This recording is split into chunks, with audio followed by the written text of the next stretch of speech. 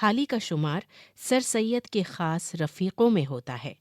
سر سید کا بچپن مولانا حالی کی کتاب حیات جاوید سے ماخوذ ہے۔ اب پیش ہے سوانح سر سید کا بچپن۔ سر سید کے خاندان کا حال جس قدر ہم نے لکھا ہے، شاید ناظرین کتاب اس کو قدر ضرورت سے زیادہ خیال کریں، لیکن بائیوگرافی کا اصل مقصد جو ہیرو کے اخلاق و عادات و خیالات کا دنیا پر روشن کرنا ہے، وہ اس وقت تک پورا نہیں ہو سکتا جب تک یہ نہ کہا جائے کہ ہیرو میں اخلاق و عادات اور خیالات کہاں سے آئے اور ان کی بنیاد اس میں کیوں کر پڑی۔ انسان میں کچھ خصلتیں جبلی ہوتی ہیں جو آباء و اجداد سے بطور میراث کے اس کو پہنچتی ہیں، اور زیادہ تر وہ اخلاق و عادات ہوتے ہیں جو بچپن میں نامعلوم طور پر وہ اپنے خاندان کی سوسائٹی سے اکتساب کرتا ہے، اور جو رفتہ رفتہ اس درجے تک پہنچ جاتے ہیں جس کی نسبت حدیث میں آیا ہے کہ پہاڑ اپنی جگہ سے ٹل جائے تو ٹل جائے، لیکن آدمی اپنی جبلت سے نہیں ٹل سکتا۔ بس ہیرو کے خاندان کا حال جس میں وہ پیدا ہوا اور اس سوسائٹی کا حال جس میں اس نے نشو و نما پائی، در حقیقت ہیرو کے اخلاق و عادات پر ایک ایسی روشنی ڈالتا ہے جس کے بعد کسی اور ثبوت کے پیش کرنے کی چنداں ضرورت باقی نہیں رہتی۔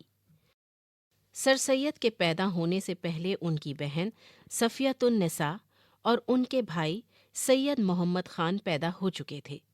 سید محمد خان کے پیدا ہونے کی ان کو بہت خوشی ہوئی۔ چند مہینے پہلے ان کے ماموں نواب زین العابدین خان کے یہاں ایک لڑکا پیدا ہوا تھا جس کا نام حاتم علی خان رکھا تھا۔ سر سید کو اول حاتم علی خان کی والدہ نے دودھ پلایا اور پھر خود سر سید کی والدہ نے۔ وہ اپنے خاندان کے اکثر بچوں کی نسبت زیادہ قوی اور توانا اور ہاتھ پاؤں سے تندرست پیدا ہوئے تھے۔ سر سید کے بیان سے معلوم ہوتا تھا کہ ان کے بچپن میں جسمانی صحت اور فزیکل قابلیت کے سوا کوئی ایسی خصوصیت جس سے ان کے بچپن کو معمولی لڑکوں کے بچپن پر بے تکلف فوقیت دی جا سکے نہیں پائی جاتی تھی، یعنی جیسے کہ بعض بچے ابتدا میں نہایت ذکی اور طبع اور اپنے ہمجولیوں میں سب سے زیادہ تیز اور ہوشیار ہوتے ہیں۔ سر سید میں کوئی اس قسم کا صریح امتیاز نہ تھا۔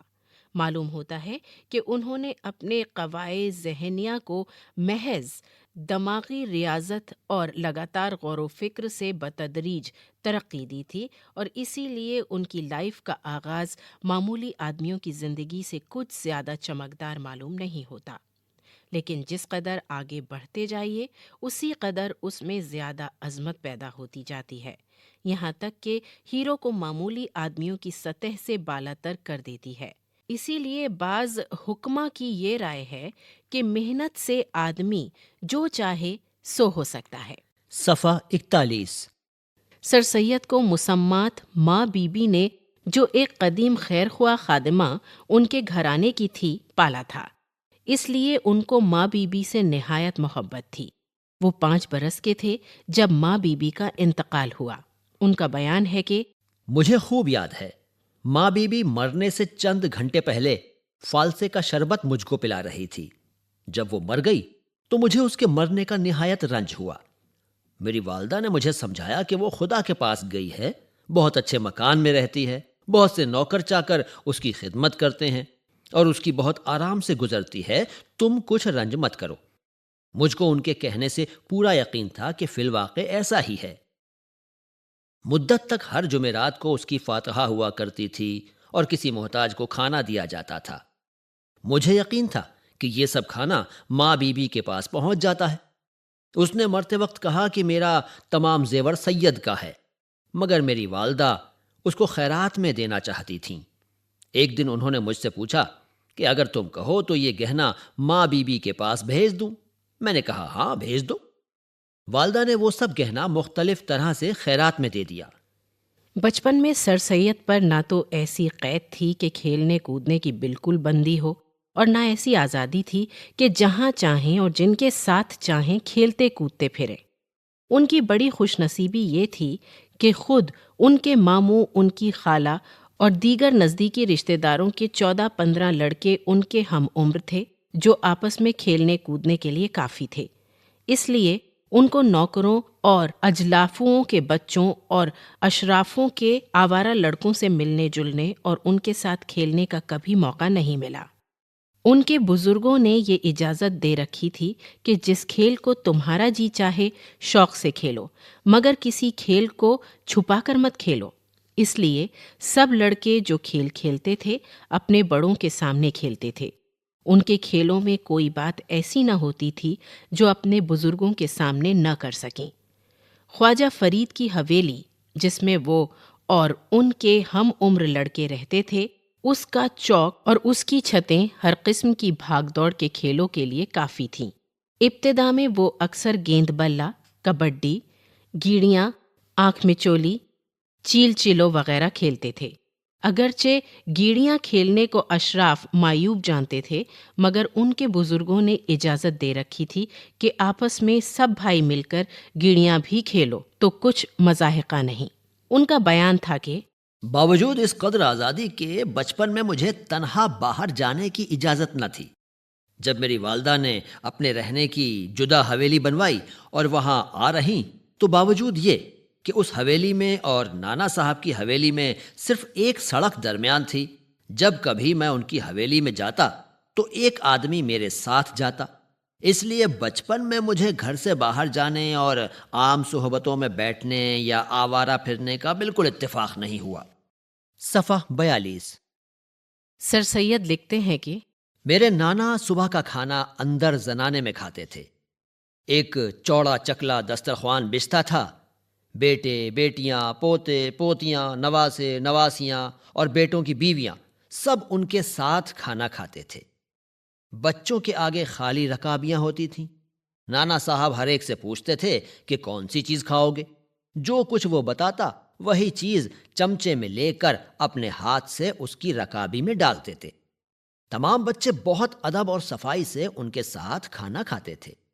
سب کو خیال رہتا تھا کہ کوئی چیز گرنے نہ پائے، ہاتھ کھانے میں زیادہ نہ بھرے اور نوالا چبانے کی آواز منہ سے نہ نکلے۔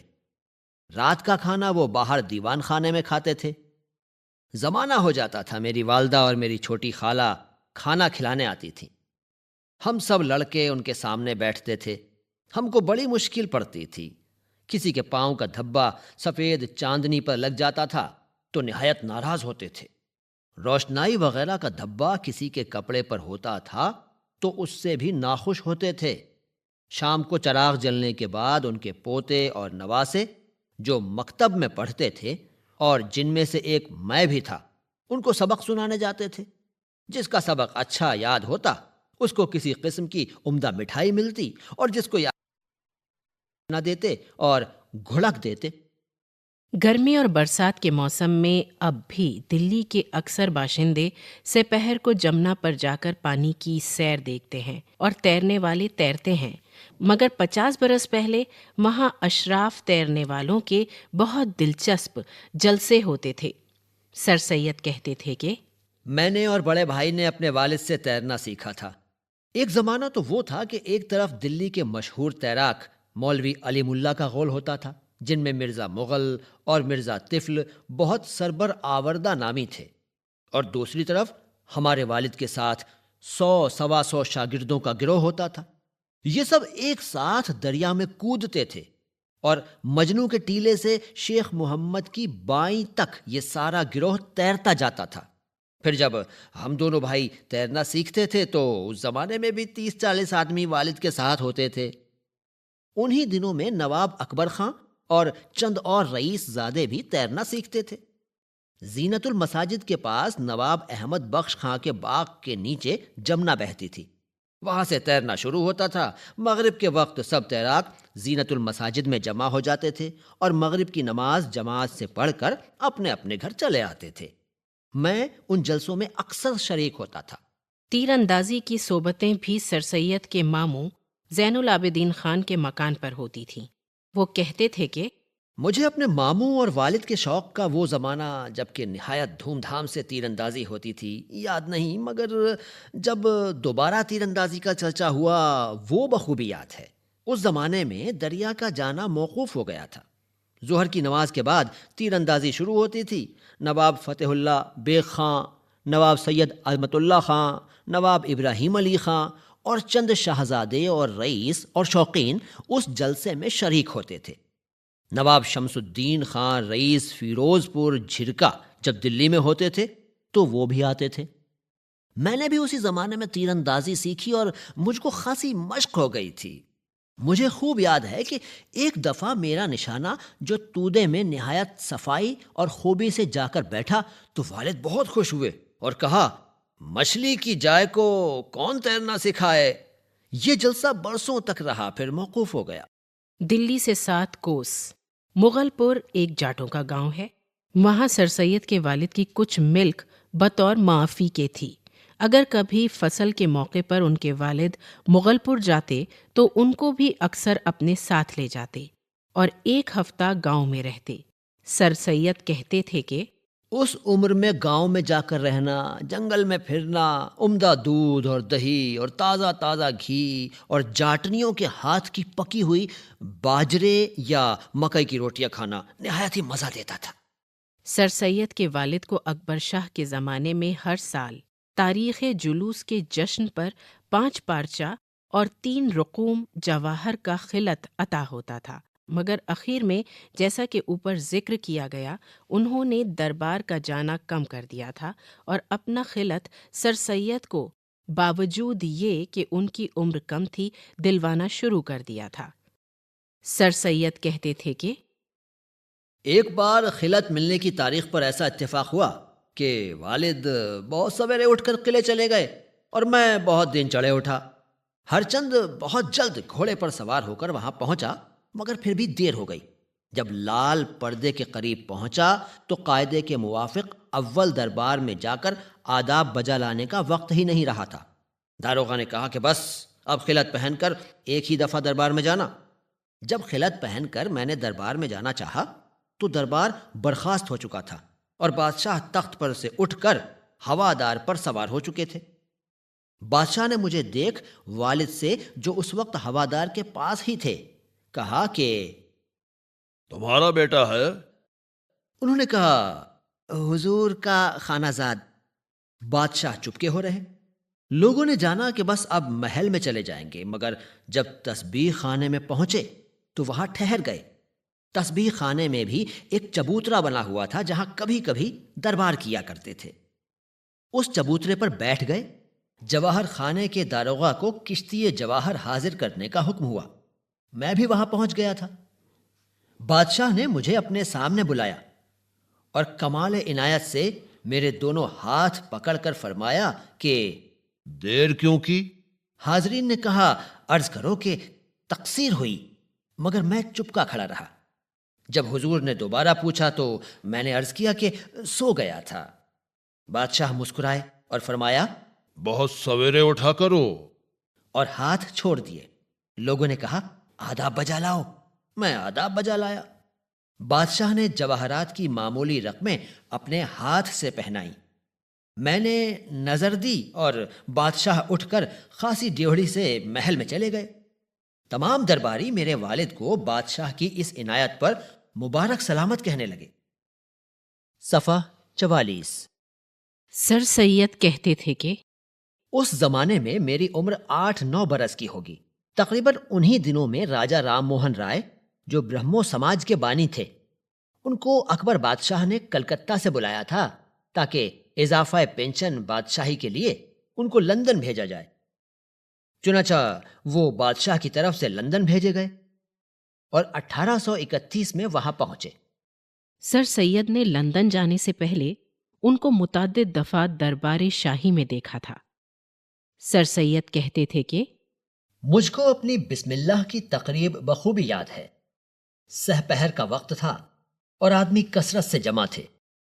خصوصاً حضرت شاہ غلام علی صاحب بھی تشریف رکھتے تھے۔ مجھ کو لا کر حضرت کے سامنے بٹھا دیا گیا۔ میں اس مجمع کو دیکھ کر ہکا بکا سا ہو گیا۔ میرے سامنے تختی رکھی گئی اور غالباً شاہ صاحب ہی نے فرمایا کہ پڑھو بسم اللہ الرحمن الرحیم۔ میں کچھ نہ بولا اور حضرت صاحب کی طرف دیکھتا رہا۔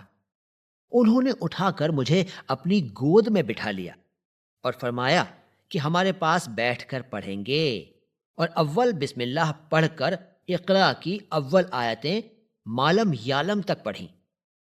میں بھی ان کے ساتھ ساتھ پڑھتا گیا۔ سر سید نے جب یہ ذکر کیا تو بطور فخر کے اپنا یہ فارسی شعر جو خاص اسی موقع کے لیے انہوں نے بھی کہا تھا پڑھا۔ بمکتب رفتم و آموختم اسرار یزدانی، ز فیض نقش بندے وقت جانے جان جانانی۔ سر سید کہتے تھے کہ شاہ صاحب اپنی خانقاہ سے کبھی نہیں اٹھتے تھے اور کسی کے ہاں نہیں جاتے تھے الا ماشاء اللہ۔ صرف میرے والد پر جو غایت درجے کی شفقت تھی، اس لیے کبھی کبھی ہمارے گھر قدم رنجا فرماتے تھے۔ بسم اللہ ہونے کے بعد سر سید نے قرآن مجید پڑھنا شروع کیا۔ ان کے ننھیال میں قدیم سے کوئی نہ کوئی استانی نوکر رہتی تھی۔ سر سید نے استانی ہی سے، جو ایک اشراف گھر کی پردہ نشین بیوی تھی، سارا قرآن ناظرہ پڑھا تھا۔ وہ کہتے تھے میرا قرآن ختم ہونے پر ہدیے کی مجلس جو زنانے میں ہوئی تھی، وہ اس قدر دلچسپ اور عجیب تھی کہ پھر کسی ایسی مجلس میں وہ کیفیت میں نے نہیں دیکھی۔ قرآن پڑھنے کے بعد وہ باہر مکتب میں پڑھنے لگے۔ مولوی حمید الدین ایک ذی علم اور بزرگ آدمی ان کے نانا کے یہاں نوکر تھے، جنہوں نے ان کے ماموں کو پڑھایا تھا۔ ان سے معمولی کتابیں کریمہ، خالق باری، آمد نامہ وغیرہ پڑھیں۔ جب مولوی حمید الدین کا انتقال ہو گیا تو اور لوگ پڑھانے پر نوکر ہوتے رہے۔ انہوں نے فارسی میں گلستاں، بوستاں اور ایسی ہی ایک آدھ اور کتاب سے زیادہ نہیں پڑھا۔ پھر عربی پڑھنی شروع کی، مگر طالب علموں کی طرح نہیں، بلکہ نہایت بے پرواہی اور کم توجہی کے ساتھ۔ اس کے بعد ان کو اپنے خاندانی علم یعنی ریاضی پڑھنے کا شوق ہوا، جس میں ان کی ننھیال کے لوگ دلی میں اپنا مثل نہ رکھتے تھے۔ انہوں نے اپنے ماموں نواب زین العابدین خان سے حساب کی معمولی درسی کتابیں، تحریر اقلیدس کے چند مقالے پڑھے۔ اسی زمانے میں طب پڑھنے کا شوق ہو گیا۔ جب انہوں نے پڑھنا چھوڑا ہے، اس وقت ان کی عمر 18-19 برس کی تھی۔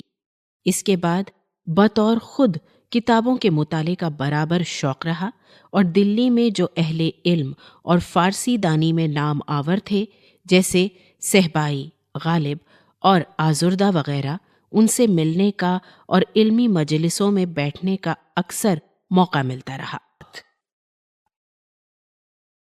نمبر 1، حالی نے بائیوگرافی کے تعلق سے لکھا ہے کہ اس کا اصل مقصد اس شخص کے اخلاق و عادات اور خیالات کو پیش کرنا ہے جس کی سوانح لکھی جا رہی ہے۔ اس کے علاوہ اس شخص کے خاندان کا حال جس میں وہ پیدا ہوا ہے، اور اس معاشرے کا حال بھی جس میں اس نے نشو نما پائی ہو۔ در حقیقت یہ سب مل کر کسی بھی شخص کے اخلاق و عادات پر ایسی روشنی ڈالتے ہیں جس کے بعد کسی اور ثبوت کی ضرورت باقی نہیں رہتی۔ اس لیے حالی نے سر سید کی سوانح حیات جاوید میں ان کے خاندان کا حال تفصیل سے بیان کیا ہے۔ نمبر 2، اس سبق کے مطالعے سے ہم سر سید کے بچپن، ان کے احباب اور رشتہ داروں سے متعارف ہونے کے علاوہ اس بات سے بھی واقف ہو جاتے ہیں کہ انہیں حصول علم کا شوق کس طرح دہلی کے اہل علم کی مجلسوں میں لے جایا کرتا تھا۔ نمبر 3، سبق میں لفظ سال جلوس آیا ہے۔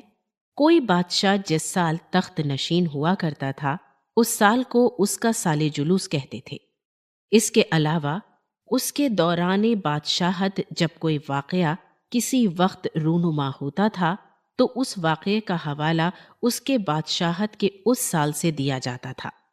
یعنی اگر کسی بادشاہ کے تخت نشین ہونے کے 12 سال کے بعد کوئی واقعہ رونما ہوا ہے تو یہی کہا جاتا تھا کہ یہ واقعہ اس کے 12ویں سال جلوس میں رونما